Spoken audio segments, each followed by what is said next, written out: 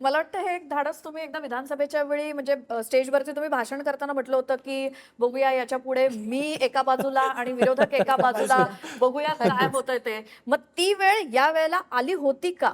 म्हणजे जर आली असती तर त्याला फेस करायला तयार होतात का? जर महानगरपालिकेला कृष्णराज महाडिक एका बाजूला आणि विरोधक एका बाजूला तर तुम्ही जर माझा फॉर्म भरतानीच्या दिवशीचा जर व्हिडिओ बघितला, म्हणजे ज्या दिवशी मी फॉर्म भरून बाहेर आलो, तर सगळ्या पत्रकारांनी आले होते आणि माझा इंटरव्ह्यू होत होता. तर त्यांनी मला विचारलं होतं की विरोधक तुमच्यावरती जास्त टीका करत आहेत किंवा कृष्णराज महाडिकला उतरवलंय, मग माझ्यावरती ते काय ट्रोलिंग होत होतं, माझ्याबद्दल वाईट बोलत होते, अनेक गोष्टी चालू होत्या. तर त्या दरम्यान मी सांगितलं आमचे ते 81 उमेदवार आहे टोटल. मी म्हणलं की मी सगळ्या विरोधकांना आवाहन करतो की तुमचं पूर्ण लक्ष माझ्यावरती असून देत, मला माझ्या बाकीच्या 80 उमेदवारांना निवडणूक सोपी करायची आहे. त्यामुळं आणि खरं सांगू, मी निवडणुकीत उतरताना सुद्धा मी कधी कुठल्या विरोधक आमचे कोण आहेत ह्याचा कधी विचार केला नाही, कारण ही महानगरपालिकेची जी लढाई आहे ती कोल्हापूरच्या विकासाची आहे. आमच्या विरोधकांच्या हातात गेले अनेक वर्ष सत्ता होती, जवळजवळ 15 ते 20 वर्ष, आणि तुम्ही बघताय कोल्हापूरचे अनेक म्हणजे खूप मोठे मोठे प्रश्न अजून सुद्धा प्रलंबित आहेत. खास करून हद्दवाढीचा असेल किंवा आमच्या इथं अजून सुद्धा आला तर रस्त्यांची सुद्धा दुरावस्था आहे. आता ते कुठं तर चित्र बदलत आहे. म्हणजे तुम्हाला जर आमच्या महायुतीच्या नेते मंडळांनी जे मागच्या 5 वर्षांमध्ये काम केलंय आणि खास करून त्यातले मागचे हे 2 वर्ष खूप की पिरियड ठरलाय, म्हणजे महायुतीची सत्ता आल्यापासून.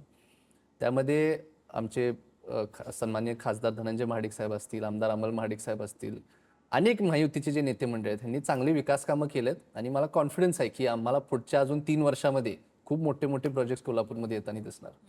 म्हणजे हा डिसिजन झाल्यानंतर घरात काही असा विषय झाला का की तुमची आई आहे, वडील आहेत आणि बाकी सगळे भाऊ आहेत, वहिने आहेत, त्यांना थोडंसं पुढे वाईट वाटलं, अरे यार आता तर आपला म्हणजे झाला असता कृष्णराज नगरसेवक किंवा काय आणि पुढे आणि तर मग असं काही डिस्कशन झालं होतं घरामध्ये? सगळ्यात चांगली गोष्ट तर अशी होती की माझं निवडणुकीला मी उतरतोय हे डिक्लेअर झाल्यानंतर आपले जे सगळे महायुतीचे उमेदवार आहेत ते मेजॉरिटी नगरसेवक मला भेटायला होते आणि ते पण फार खुश होते की आता तुम्ही पण असल्यामुळे आम्हाला पण एक कॉन्फिडन्स आलाय की आपण एकत्र मिळून हे करता येईल.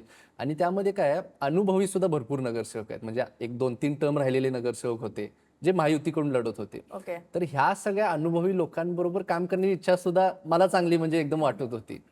आणि घरामध्ये पण साहजिक आहे, थोडं आजी मम्मी यांना थोडंसं म्हणजे ज्या घरातल्या महिला आहेत त्यांना थोडंसं वाईट असतं, म्हणजे सेन्सिटिव्ह असतात शेवटी येतात, त्यामुळे त्यांना थोडंसं वाटलं की बाबा आता होत होतं तर व्हायला पाहिजे होतं. पण मुन्नासाहेब असतील, मी असेल, माझे दोन्ही मोठे भाऊ असतील, त्यांना समजून सगळं सांगितलं. पण असं काय तुम्हाला जसं वाटतंय असं काही वातावरण काही चेंज झालं नाही, सगळे ओके होते, सगळे खुश आहेत.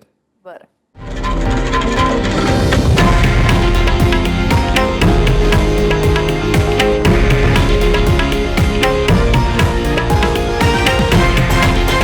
हे आहे देशातील नंबर 1 न्यूज नेटवर्क आणि आपण पाहत आहात TV9 मराठी, एकमेव.